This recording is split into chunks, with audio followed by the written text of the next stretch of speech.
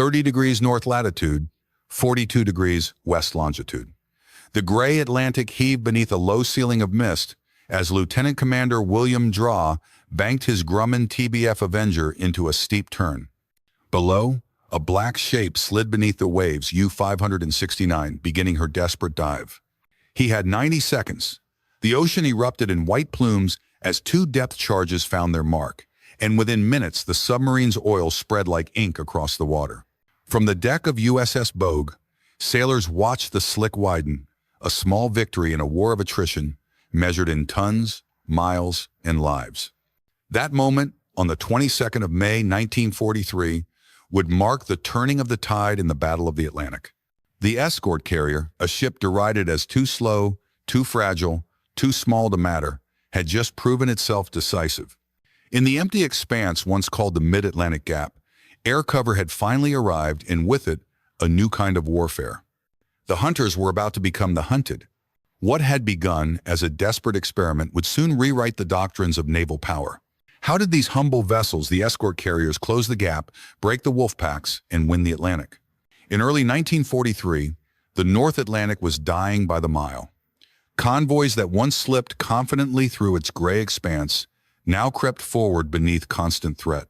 In March alone, Admiral Karl Dönitz's U-boats sank 82 merchant ships, nearly 500,000 tons of vital cargo. In the 4 days of battle around convoys, HX-229 and SC-122, 22 ships went down. The Mid-Atlantic Gap, the stretch of ocean beyond the range of land-based aircraft, had become a killing ground sailors called the Black Pit.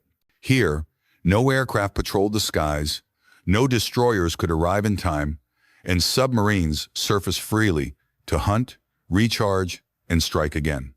The Allies were losing the Battle of the Atlantic, not for lack of courage, but for lack of reach. The United States Navy knew the problem. It simply refused the solution. In 1940, the proposal to convert merchant ships into small carriers met open hostility from the Navy's highest ranks. But Franklin Roosevelt saw what his admirals could not. The president understood that the Atlantic battle was not a clash of fleets. It was a war of attrition waged in darkness and fog. On the 21st of December 1940, Roosevelt ordered the conversion of merchant hulls into anti-submarine carriers. The first of these, USS Long Island, looked nothing like a warship. Her flight deck was little more than a wooden plank bolted atop a cargo hull. Yet Long Island proved that aircraft could launch, patrol, and recover from a converted freighter, and in war, proof mattered more than prestige. By 1942, shipyards on the U.S. West Coast were adapting the same merchant hulls into a new class, the Bogue-class escort carriers. Their engines rattled, their flat bottoms rolled viciously in rough seas. USS Bogue was among the first. Commissioned in September 1942 under Captain Giles Short, the ship's first months were plagued by mechanical failures, engines overheating, elevators jamming. Her mission was straightforward, if uninspiring: provide air cover for convoys through the Mid-Atlantic Gap. They sighted periscopes and conning towers, but each time the U-boats dove before attack. Reports from the Bureau of Aeronautics labeled the escort carrier operationally ineffective. Then Admiral Ernest King intervened. He had watched the Royal Navy experiment with a new idea, the hunter-killer group. In May 1943, Bogue received new orders. No more convoy duty, no more waiting for contact. She would form the nucleus of the Navy's first American hunter-killer group, Task Group 21.11, accompanied by 4 destroyers. Her mission: patrol the Central Atlantic, locate and destroy enemy submarines. This shift represented more than a tactical change. It was a revolution in naval thinking. By late April, intelligence intercepts indicated a massive wolfpack forming to attack convoy ONS-5. They caught U-231 on the surface, its crew scrambling to dive. Depth charges erupted astern. It was a small success, but the next day would change everything. What followed on the 22nd of May 1943 was the action that opened this story: the destruction of U-569. It was the proof the Navy needed, the vindication Roosevelt had predicted, and the birth of the hunter-killer doctrine. From that day forward, escort carriers were no longer dismissed as baby flat tops. They were hunters, built not to survive the war, but to end it. The 22nd of May 1943, the day USS Bogue turned the Atlantic upside down. Lieutenant Commander William Draw's Avenger came in low over gray water, engines shaking the airframe, depth charges ready. Below, U-569 fought to dive its ballast tanks screaming as compressed air hissed into steel. 2 cylinders of Torpex plunged into the sea, detonating seconds later in twin towers of foam and fire. When the spray cleared, oil spread in a widening stain. The submarine's stern lifted once, then slipped backward into 3,000 feet of ocean. Above them, Draw circled in silence.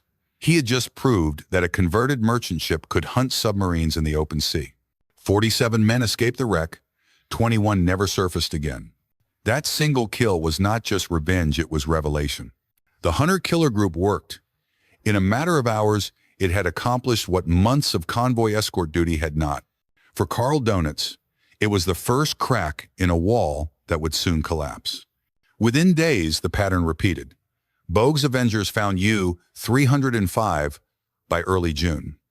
U-217 and U-118 had been destroyed. In the spring of 1943, the Battle of the Atlantic reached its breaking point. At the start of May, Dönitz commanded 116 operational submarines, yet the same month would be remembered by German sailors as Black May.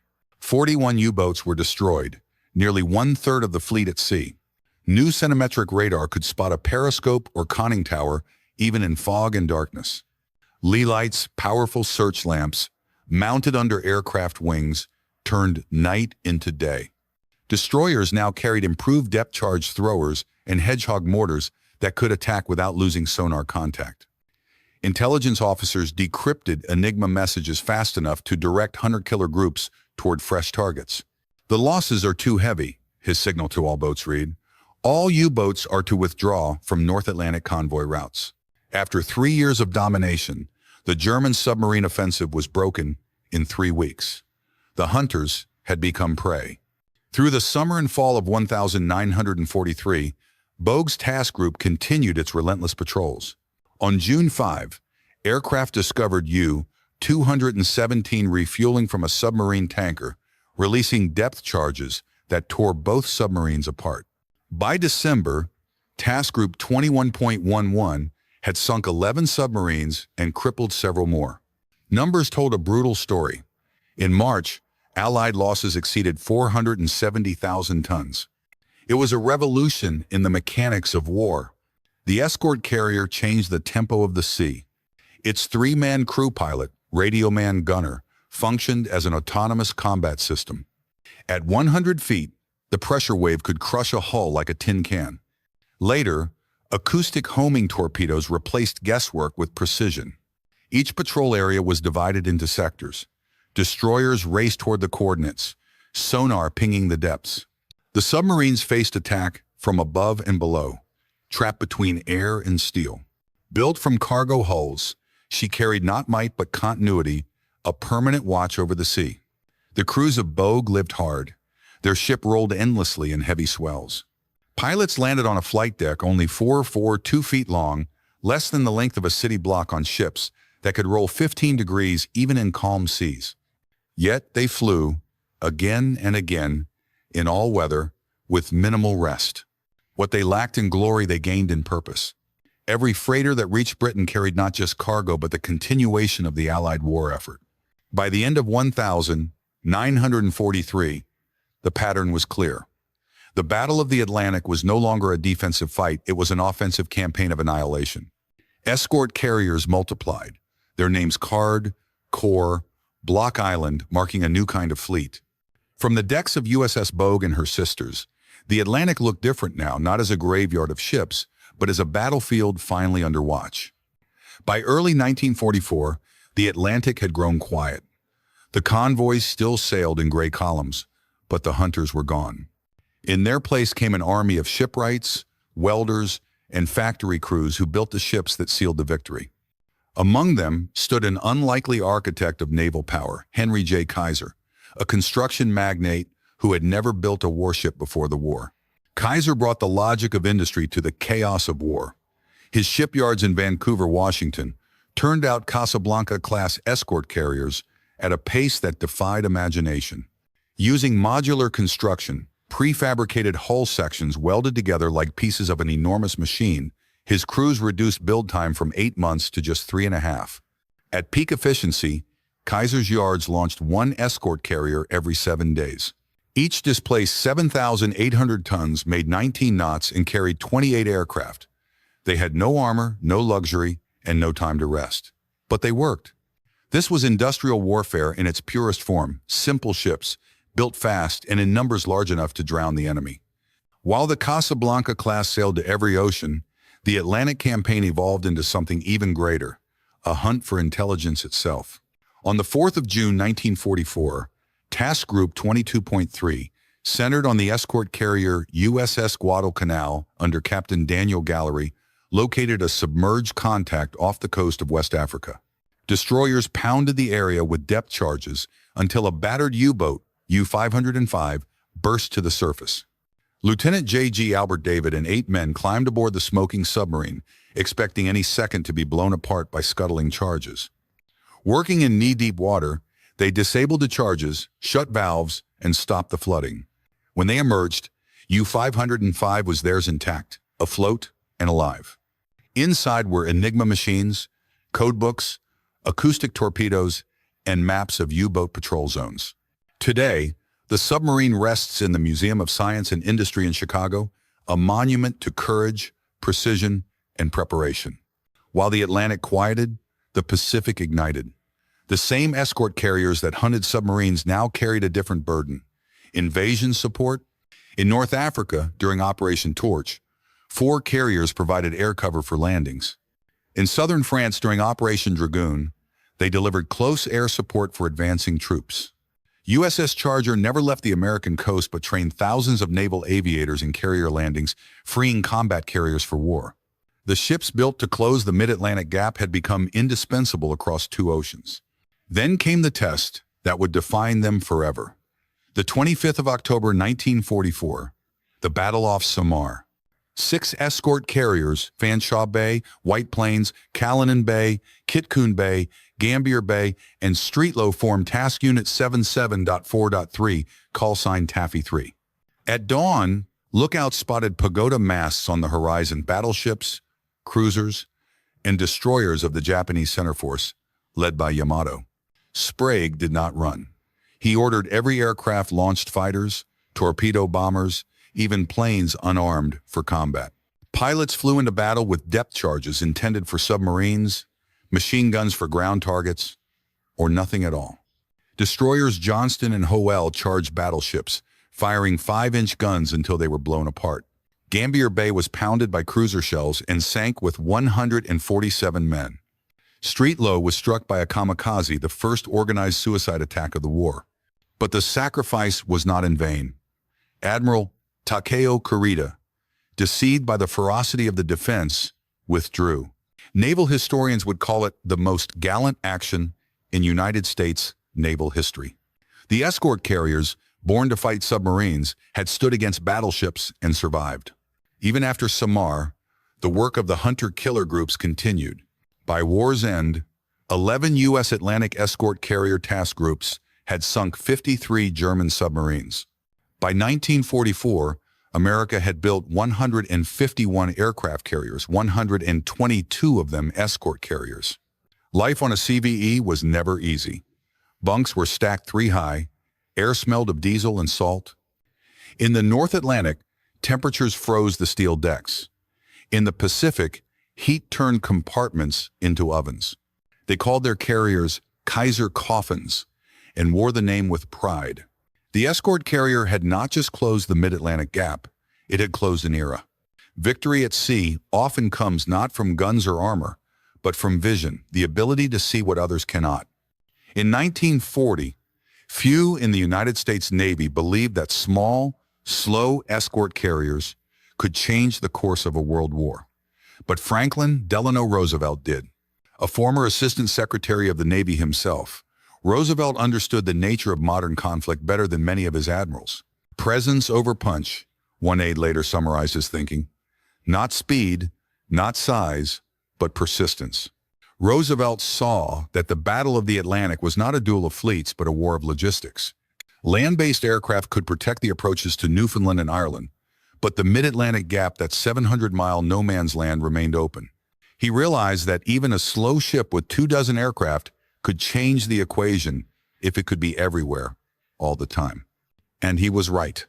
What followed was not only a naval triumph, but a lesson in industrial democracy. The United States won the Battle of the Atlantic not merely because it built more ships, but because it built them differently. Roosevelt's gamble on conversion carriers opened the door for Henry Kaiser's revolution in shipbuilding.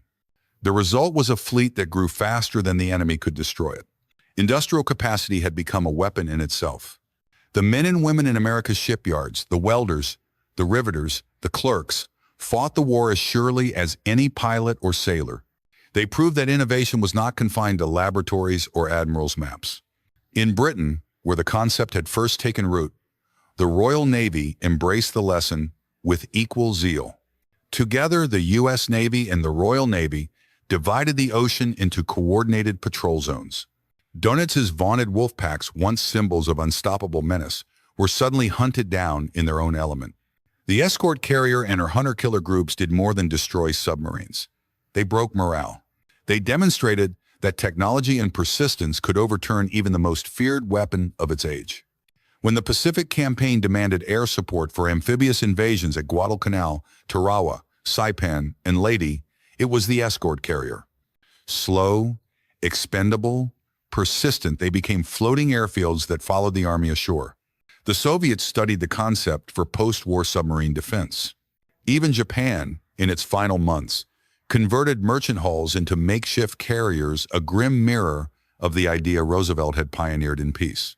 Beyond strategy, the victory carried a moral dimension. The Battle of the Atlantic proved that innovation could come from defiance. He had grasped what professional officers missed, that in total war, flexibility and production mattered more than prestige or tradition. His gamble gave Allied sailors the tools they needed to fight back and turn the tide of a war that might otherwise have been lost before D-Day. And yet, in its quiet way, the story of the escort carrier was also a story of humility. These ships were never designed to last. They had no armor, no glory, no promise of survival, but they embodied the democratic spirit of the nation that built them, ordinary people doing extraordinary things with limited means.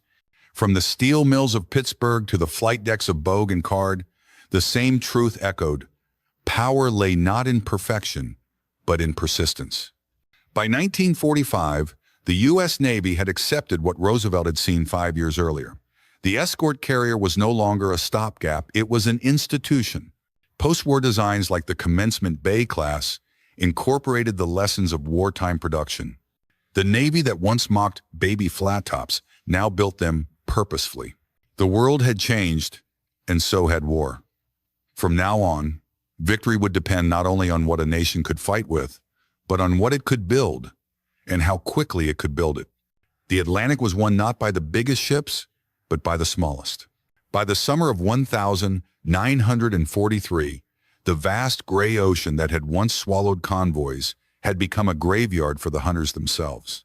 The mid-Atlantic gap, that once hopeless stretch sailors called the Black Pit, had closed. The victory was not a single moment, but a transformation. From fear to control, from defense to dominance. At the heart of that transformation stood the escort carrier. Her role was never glamorous. She was slow, noisy, and rolled so violently in heavy seas that sailors swore she'd turn over on wet grass. Yet she endured because she could do the one thing no other ship could: stay. Stay in the storm. Stay over the convoys. Stay in the gap. The hunter-killer groups, those improbable teams of escort carriers and destroyers, had turned the Atlantic from a killing ground into a corridor of survival. Behind every crate of supplies, every tank and ration bound for Europe, there was a CVE somewhere on the horizon. No admiral could take credit for the courage of a deckhand arming a bomb in sleet or a pilot catching a wire on a 442-foot deck. They fought fatigue, fear, and the indifferent sea. They lived in steel boxes, worked 16-hour shifts without complaint. They fought not for fame, but for each other and for the ships they guarded.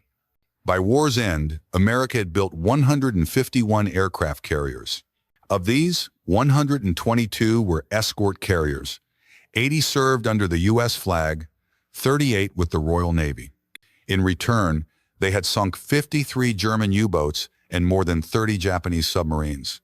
Their numbers told the story of an industrial miracle, a fleet born of necessity, sustained by ingenuity, and justified by results.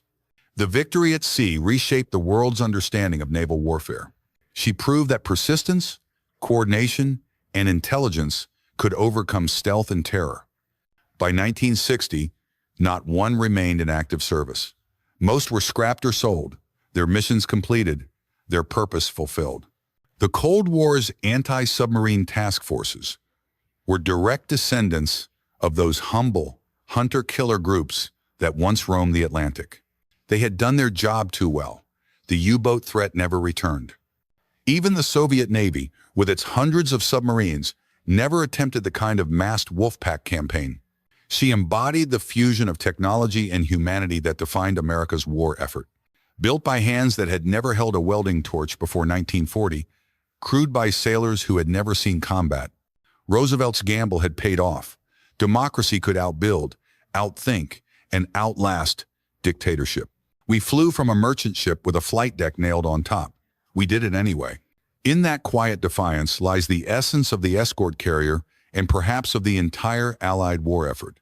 In the final accounting, her legacy was not measured in tonnage or kill counts, but in endurance. She taught the Navy that strength is not always size, that innovation begins where tradition ends. Today, when historians speak of the Battle of the Atlantic, they often name the great convoys the code-breakers of Bletchley Park. But beneath those stories lies the steady heartbeat of a ship class, once mocked as too small to matter. Without her, the Atlantic might never have been crossed, the invasion of Europe might never have sailed, and victory might never have come. In the stillness after battle, when the seas calm and the engines rest, one truth remains. The escort carriers closed the gap, broke the wolfpacks, and turned the hunters into the hunted. And in doing so, they not only saved a war, they changed the sea forever. Every document hides a decision that changed lives. Subscribe to WW2 Truth Files and tell us what secret operation or mystery from the war intrigues you the most.